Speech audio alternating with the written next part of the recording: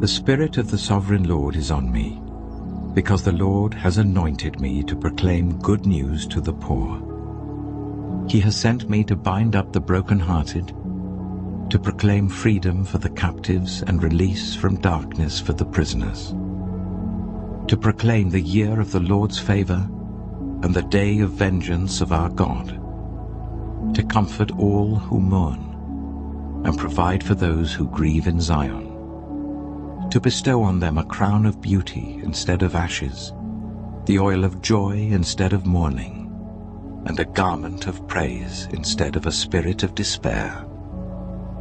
They will be called oaks of righteousness, a planting of the Lord for the display of his splendor. They will rebuild the ancient ruins and restore the places long devastated. They will renew the ruined cities that have been devastated for generations. Strangers will shepherd your flocks. Foreigners will work your fields and vineyards. And you will be called priests of the Lord. You will be named ministers of our God.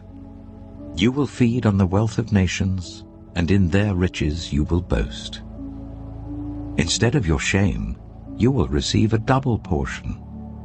And instead of disgrace, you will rejoice in your inheritance. And so you will inherit a double portion in your land, and everlasting joy will be yours. For I, the Lord, love justice. I hate robbery and wrongdoing. In my faithfulness I will reward my people and make an everlasting covenant with them. Their descendants will be known among the nations and their offspring among the peoples.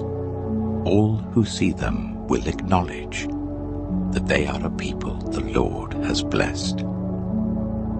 I delight greatly in the Lord. My soul rejoices in my God. For he has clothed me with garments of salvation, and arrayed me in a robe of his righteousness, as a bridegroom adorns his head like a priest, and as a bride adorns herself with her jewels.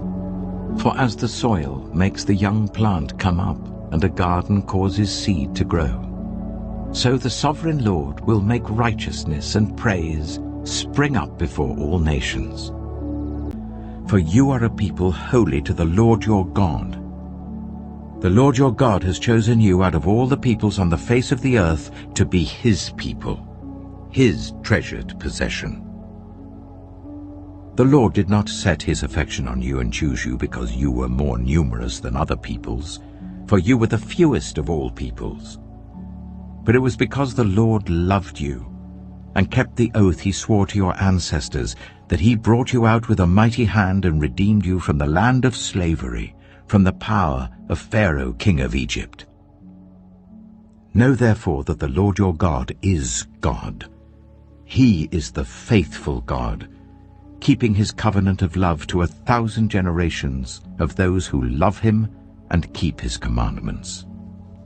You yourselves have seen what I did to Egypt, and how I carried you on eagle's wings and brought you to myself.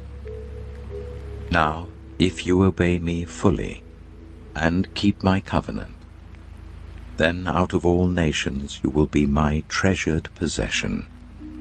Although the whole earth is mine, you will be for me a kingdom of priests and a holy nation.